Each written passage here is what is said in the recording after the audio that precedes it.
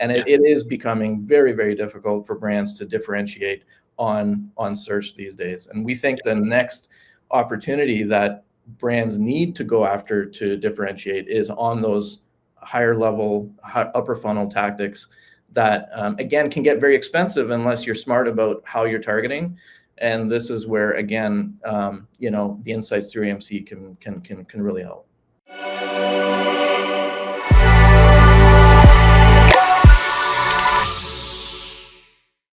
Hello, everyone. Welcome to today's edition of Trellis Live. We have a really fun topic that we're going to be getting into today. Every single topic is super fun, but this one's even more special. It's going to allow you to change the way you advertise. And I'm going to give you a hot take before I bring Dennis onto the stage here. We got Dennis Leclerc, our VP of Data Science, but it's essentially my perspective is that your current advertising strategies with this change that's come from Amazon are sufficiently dead. And so stick around and we're going to talk a bit more about that. But Dennis, how are you? Thank you for joining us. Super stoked you're here. Excited to talk. Great to be here. It's going to be a lot of fun. This is one of those topics that you and I have discussed at length here. But I think that part of it is actually bringing this discussion to everyone else, because AMC is something that we've talked about for 2 years. It's been around for about a year and a half, rather. Let's go with. Yeah. But it's only evolved since then, right? From, hey, let me just edit a bunch of custom SQL queries to get some customer insights, to now actually the custom audience is there, and everyone's like, oh, AMC is only for DSP. That's right. But it's not. Those walls are coming down. Yeah, absolutely. Yeah. So let's talk about that quickly.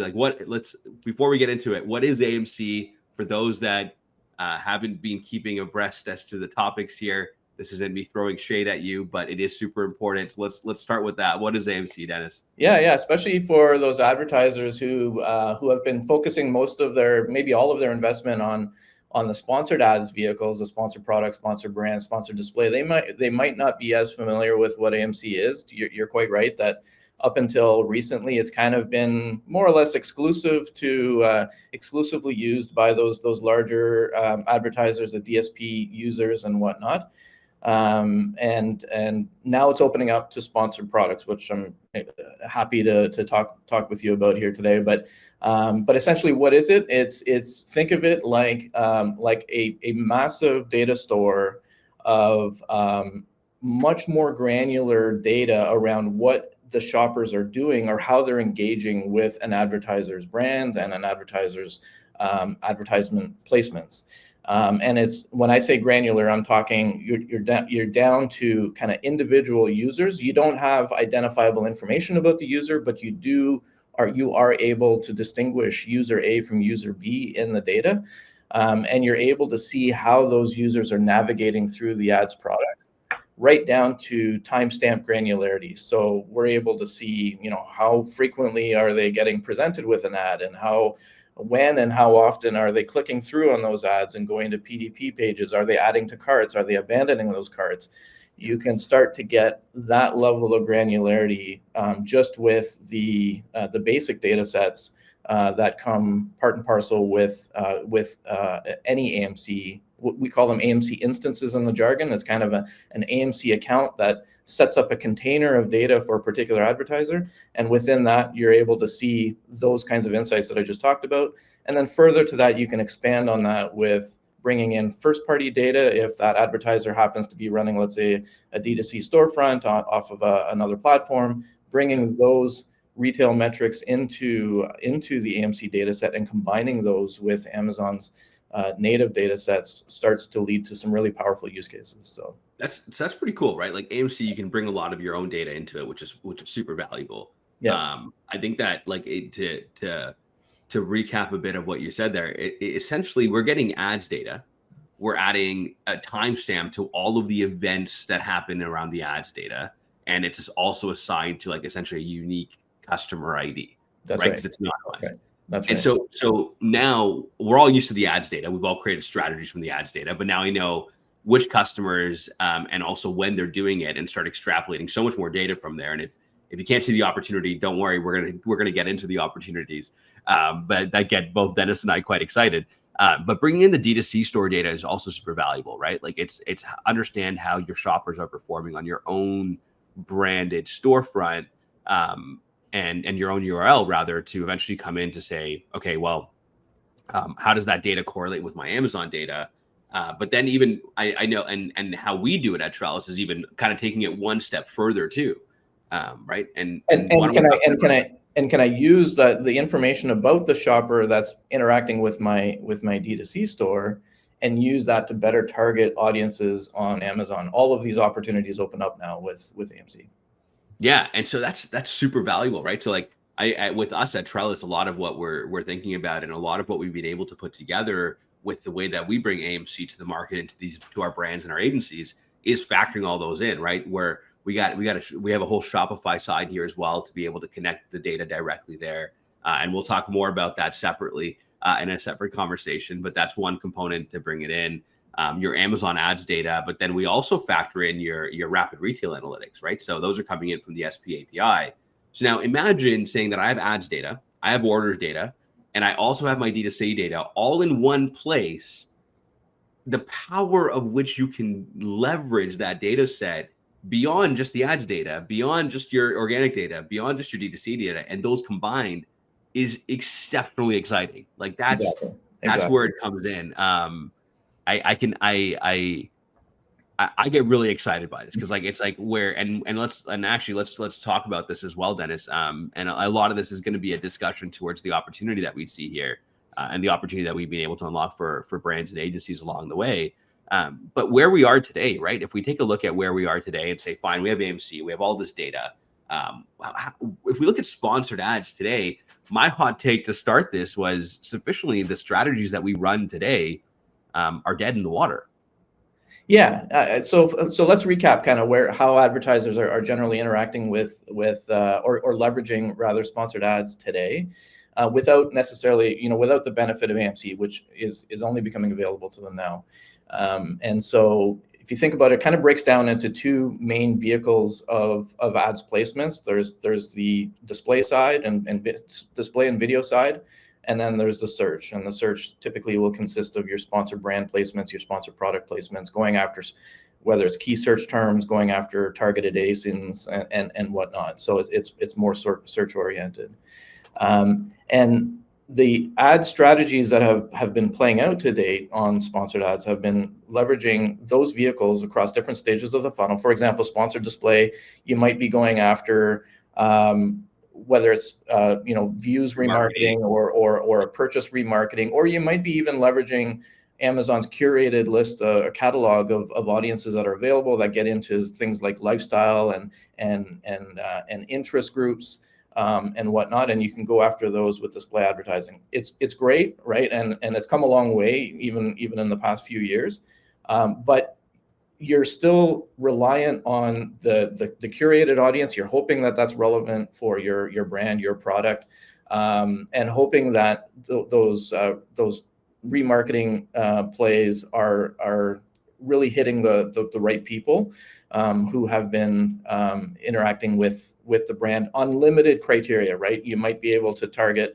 someone who's looked at my product or someone who has bought my product within a certain look back window, but you don't have the ability to get into those nuances around frequencies and other signals that you might want to qualify that individual with before necessarily going after them aggressively. So that's been kind of the restrictions on sponsored display. And then on sponsored brand, sponsored product, where it's really just search oriented. I'm going after keywords, I'm going after ASINs, and hoping that the people who are landing on those SERPs are the ones that I'm really interested in pulling in.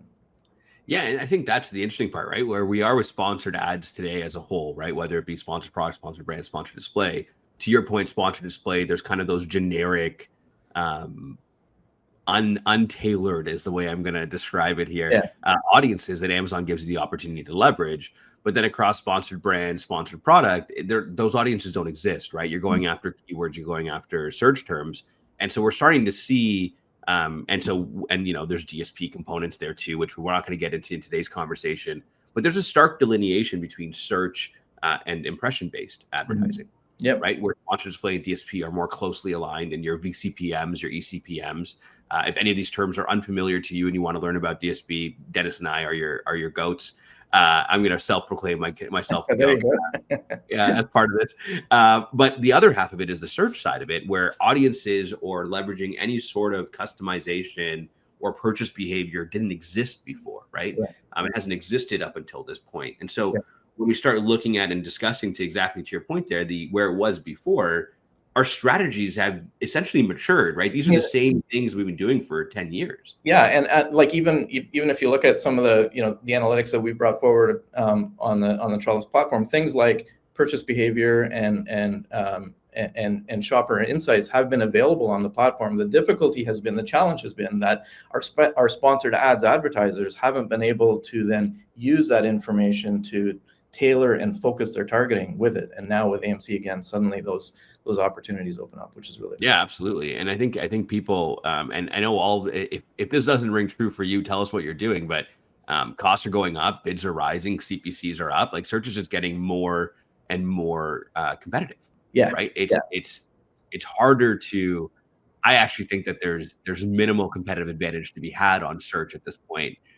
If you are, saturating and running all the strategies that we all have known to be true, right? Like we all know our top of funnel strategies. We all know our middle of funnel, bottom of funnel, long tail keywords, short tail keywords, our bid multipliers, all these things. We're all actually doing the same thing. Yeah. Not to sound too much like a broken record, but that narrative of kind of the low hanging fruit is behind us on efficient and growable ads on Amazon. I think the space has been talking about that now for the past couple of years. And I think that's, it's only getting more and more and more true. And to your point, on those, especially on those kind of core highest volume keywords in most categories, to a large extent, all of the competitive advantages that could be sought out have been sought out. The space is very, very mature. The competitors who are vying for the placements on those search terms, they know exactly what the CPCs need to be in order for them to get the right placement, but still remain profitable. And the margins in between those levels are just razor thin at this point. And it is becoming very, very difficult for brands to differentiate on search these days. And we think the next opportunity that brands need to go after to differentiate is on those higher level, upper funnel tactics that, again, can get very expensive unless you're smart about how you're targeting. And this is where, again, the insights through AMC can really help. Yeah, and I've said this before, and I'm going to talk about this again because it's really as simple as this. Right now, we're all running the same playbook. Right. We're literally running the same strategies. Strategies have matured and evolved. And to your point there as well. And it's like, now how do I create my own playbook? And the audience integration, the ability to leverage audience data. And again, I can create so many different types of audiences to be able to then run across all of the sponsored ads, inclusive of sponsored display, sponsored product as well. But even DSP, like the way that you are able to create a playbook on your own shopper data, on the way that customers purchase your products and the behaviors they exhibit along the way is super valuable, right? Even thinking about purchase frequency rates and being able to hit people who bought it in the last 30 days because they need to re-up every 30 days. Yep. Right. There's so many avenues here now where the ability for us to carve out our own space, create a competitive advantage around people who look like our shoppers or who are our shoppers is where we can actually start carving out more profit, but changing the way that we believe, like those razor thin margins you talk about, Dennis, right? Like those won't be as razor thin if you're specifically targeting people that are relevant to your brand based on your own shopper data. Right. Exactly. And that's what we're here to unlock. Exactly. That's what we're here to do. Yeah. So let's actually talk about that, right? Like we clearly think it's a big deal. We very much believe that it's something that is going to change the game in terms of driving profitable growth for Amazon sellers across the board. But what really does this unlock? Like if people, let's play the game of someone who does what status quo and keeps going it. If another brand is like, let's say same market, same category, same everything, they're competitors along the way. how would a brand that's leveraging AMC audiences, how would they win? What is their benefit by doing so against a similar brand that's just status quoing along the way with their basic search strategies? Yeah, I mean, there's layers and layers of applications that open up once you start to tap into this data and and what it can bring for you. I think let's talk about some really simple use cases, right? Let's if we're looking at kind of a typical kind of a sponsored product advertiser today, imagine a world where now I can, again, through a relatively simple AMC query, I can start to curate and build an audience that says, who are those shoppers who have, let's say, clicked and saw my page more than once, but maybe they saw my page 3 times or 3 times or more. I mean, there's a very clear sign of interest and engagement on the part of that shopper if they've clicked through and viewed my product more than once. And if they haven't yet purchased yet, and I combine those 2 signals together, I can now build an audience that says, you know what, I'm going to meet them where they're at. They might not be ready to make that purchase decision today, but if I then enable a sponsored display campaign to go after that audience with a creative that is specifically aimed at that individual who's showing an interest on that product, and I can present that display ad on or off Amazon, wherever that user might be, I stand a much better chance of that user eventually coming around and if I can reinforce the value proposition through that display ad, have them come back and complete the purchase, right? Yeah. So that's just a very, very simple use case where I'm saying page views multiple times, haven't purchased yet, display campaign here, hit them with this creative and try and close the sale. And that's a pretty bottom of the funnel tactic there, right? Like they've clearly shown purchase intent. They haven't purchased yet. And we can even go the abandoned cart route. We can go so many areas there to determine, okay, someone who's shown interest can do those through page views, through abandoned cart, through looking at other products in your brand, and that they might actually be able to upsell them. Like there's so many opportunities around just this example that you gave of creating different targeting approaches in market. And again, like it's that, and because it's bottom of the funnel, you're able to refine that in a bit more, right? That I only want to go after these people. And so if we look at it and talk about it on a sponsored product perspective, within the platform, you can do this already in Trellis, but it's putting a bid multiplier on that anyone who matches this audience along with this keyword, I can run a bid multiplier and say, I'm willing to spend more to get in front of this customer, which is a high value customer for you. That's right. Right. That's right. Yeah. So that's a great point. And on the bid multiplier, like even if we flip that scenario around slightly, right, and we say, look, what if the advertiser is already running? Let's say they might be running a baseline DSP campaign that's providing a display ad coverage across a cross section of audiences that they've already set up on DSP, and that plays out pretty frequently. And through that, we're able to get very interesting and granular demographic insights on the shoppers that are engaging with that DSP placement. So now I have a better idea of the persona that is engaging best with the product and with the brand. And I can take that information, bring it across, and create an audience that I can then bid multiply through sponsored product and sponsored brand.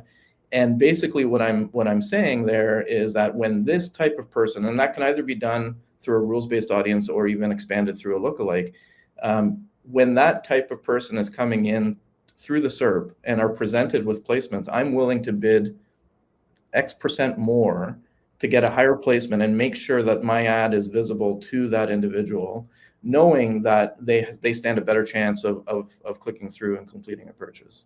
Yeah, it's like that's the one thing I think that we've always wanted, right? With as whether it be brand owners or even agencies and working on brands and selling on Amazon is I don't own the customer data in this channel. Yeah. But I do want the ability to go after my ideal customer. Right. And we've mitigated the sandbox because that was a sandbox we had to play in, and we've mitigated around it. But now the sandbox has changed, right? That I actually can target that. That's and right. So like the DSP example is relevant, but let's actually take it, removing DSP from the equation. We can still create these same audiences through your AMC data and through your own personalized data set there. That's right. To solve the same thing: the abandoned carts, the remarketing, the retargeting, the Halo product, which is again something that you've probably heard us talk about before, but it's the product that actually drives the most amount of additional sales. So I can create an audience around that. And these are all we've templated these out because we see the high value of these, and you can actually do these through the platform today. And it's less about that, but more about these are the highest value audiences that we can create that will have the most immediate impact in improving the efficacy of your ads. That's right. Right. That's right. And when we improve efficacy of ads, where do we get? We get more profit. That's right. Well, it really comes down to higher, better, higher click-through rates and better, higher conversion rates that lead to a more efficient ad spend rate ultimately. And that's the leg up that we're seeing the potential for, where the rest of the playing field has just gotten so tight. It's really, really hard to get an advantage on that front with using standard methods. And I think, I really believe that this is going to be the next leg up, that the advertisers who are taking advantage of this are going to be able to get more out of their ad spend with it. And it's kind of the same thing, right? If we look at back in the earlier days, like it's when sponsored product was the only opportunity to advertise on Amazon, then they launched sponsored brand and sponsored brand video. I often say being a second mover is the best way to go because you can copy. But when it comes down to go to market and advertising, being a first mover will give you a leg up above your competitors. Yeah. Right. Like it's inevitable, it's natural. And we need to be able to jump on this to be able to then segment and also then segment our campaigns, but also create our campaigns and our strategies again around thinking of, well, this is all the search. Now, how does audiences play on top of that? And I for me, visually, I just create it's a very at my top of funnel, middle of funnel, bottom of funnel. These are all the different audiences that I want to go after: people who've seen my product, people who've bought my product, people who've added to cart and abandoned it, and just creating 3 different audiences and essentially multiplying against my every single one of those campaigns, right? Like that's a very rudimentary approach towards creating a new strategy around this. But you want to start asking yourselves these questions: that if I had the ability to if I have the ability to attach an audience on top of a keyword or on top of on any search across sponsored products or sponsored brand, who would that be? Who would I want to go after? And then in turn, how will that make my strategy? What will I do to my go-to-market strategy, my advertising strategies effectively? Right. Exactly. So it's super fun stuff. It's super cool. There are so many more use cases, whether it be like cross-selling and getting people to, you've heard about LTV to CAC from us before as well, but increasing that LTV and cross-selling, getting people to buy additional products within your catalog, brand loyalty programs as well, right? Getting customers who bought from your brand before and getting them in to buy that same process products there or new products along the way. Let's talk about a couple other ones. Yeah, let's not forget about that all-important first-party data, right? There's a massive opportunity here for Amazon advertisers as we see it. I mean, up until recently, this notion of leveraging data that I'm collecting off of other channels, primarily my D2C channel, has been confined to that kind of Fortune 100 brand who has kind of unlimited tech resources in the back rooms, being able to kind of sift through and use that information to help their advertising.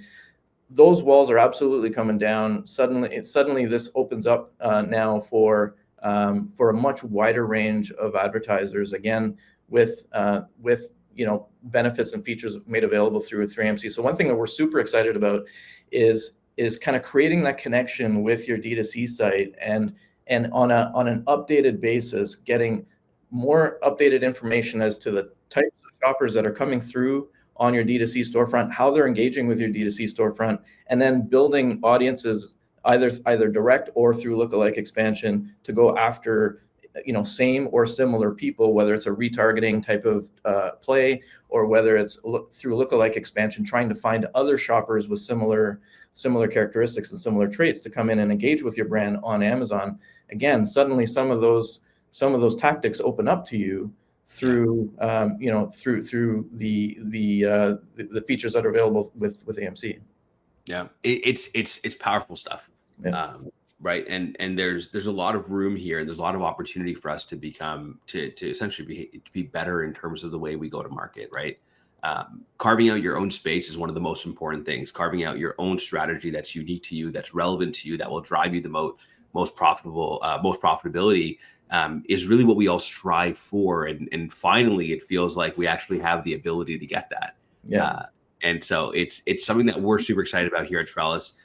All of these elements, everything we've talked about, and then some, like whether it be building your own custom audiences, integrating D2C data and building audiences off of that, looking at kind of the shopper insights there and building audiences from that as well, right? We've gone very deep down this path of saying audiences and making the bet in the same way that, because we've seen how it's been playing out for everyone. It's just this convergence of costs going up and strategies leveling out and everyone doing a bit of the same, and it's getting harder and harder and harder. And so we've made this bet here to say, and Amazon's made this bet as well, for that matter, that the audiences are going to unlock that next level of growth. It's going to be the way that if we say Amazon Ads 1.0 ended like October 13th, we're in this Amazon Ads 2.0 phase of leveraging shopper insights, shopper data to be able to drive your go-to-market strategies as well. And so it's super revolutionary. And I say that with as much as I leverage a grandiose term there as well, because it's so important. It's so critical in terms of how it'll benefit your business, benefit your brand as well. And so I'm going to lead into questions here if people have them. There's a lot more here. At some point, there are two things that Dennis and I are going to come back to our audience with here. One is we're going to show you some examples of how pre and post, right? Before, people, when they were using sponsored ads exclusively and then using it with audiences on top of it, and how that played out. And we're going to bring that to you. The second is we've been tracking along our Prime Day data from the is Prime Day worth it conversation. And we've been watching these customers and these segments along the way here as well. We're going to come back in with a kind of a wrap up of a 6 months or a 5 months post as well on that front. And so two things to look out for on that front. But in the interim, if there are any questions, drop it in the comments, and we're happy to address them. I'll give it about 30 seconds.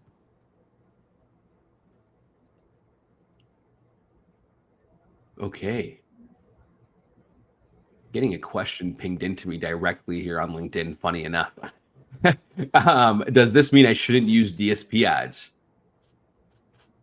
Dennis, you got a perspective on that? That's a good question, and I think my perspective, absolutely not. I think there's still very much a place for DSP ads today.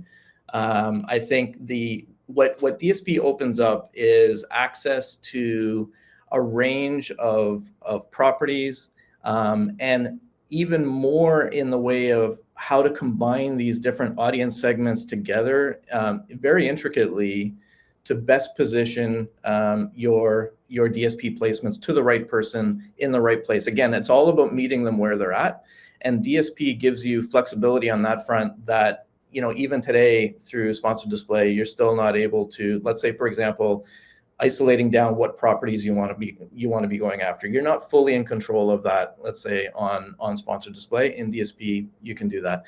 There's much more flexibility in terms of the creative options that open up to you on DSP as well. So no, there's definitely a spot for DSP here going forward. Absolutely. Yeah, I think and I'll add a couple cents onto this, probably closer to a quarter, but I think the ability to target off Amazon and meet your shoppers based on this first party data is actually super valuable. Yeah. Especially when you go higher funnel, especially when you start looking at remarketing, retargeting, people who abandoned cart or did a view in the last couple of days and leveraging rolling audience data on that is actually a really powerful tactic.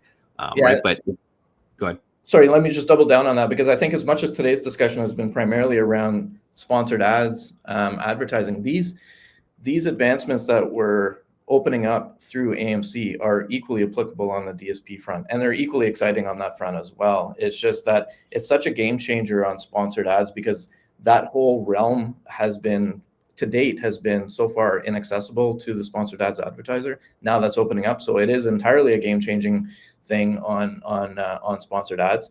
But make no mistake, there are definitely some advancements and some very interesting tactics that are opening up even on the DSP front, supported through insights from AMC. Okay. Hopefully that was helpful for those that are I guess the individual that messaged me directly on LinkedIn. Don't be shy, ask it in the open forum. No one's going to judge.